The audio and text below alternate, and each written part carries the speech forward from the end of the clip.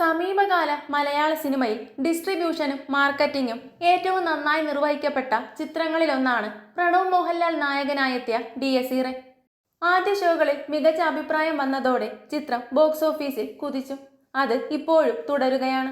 ഇപ്പോഴിതാ ഏറ്റവും ഒടുവിൽ ചിത്രത്തിന്റെ 10 ദിവസത്തെ ആഗോള ബോക്സ് ഓഫീസ് കളക്ഷൻ കണക്കുകൾ പുറത്തെത്തിയിരിക്കുകയാണ്.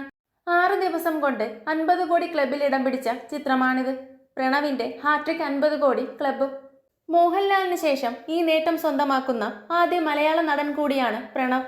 എന്നാൽ 50 കോടി ക്ലബിൽ ചിത്രം യാത്ര അവസാനിപ്പിക്കില്ല എന്ന് ബോധ്യപ്പെടുത്തുന്നതാണ് പുറത്തെത്തിയിരിക്കുന്ന പുതിയ കണക്കുകൾ.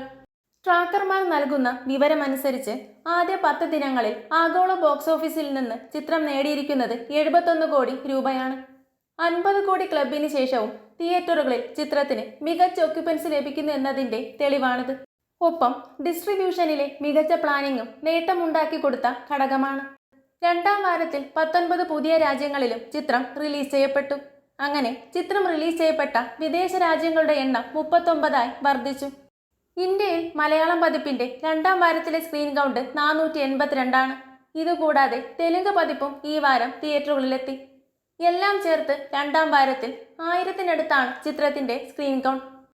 ഹൊറർ ത്രില്ലർ ആയതിനാൽ എല്ലാ വിഭാഗം പ്രേക്ഷകർക്കും കണക്ട് ചെയ്യാൻ സാധിക്കുന്ന ചിത്രമാണ് എന്നത് ബോക്സ് ഓഫീസിലും പ്ലസ് ആണ്.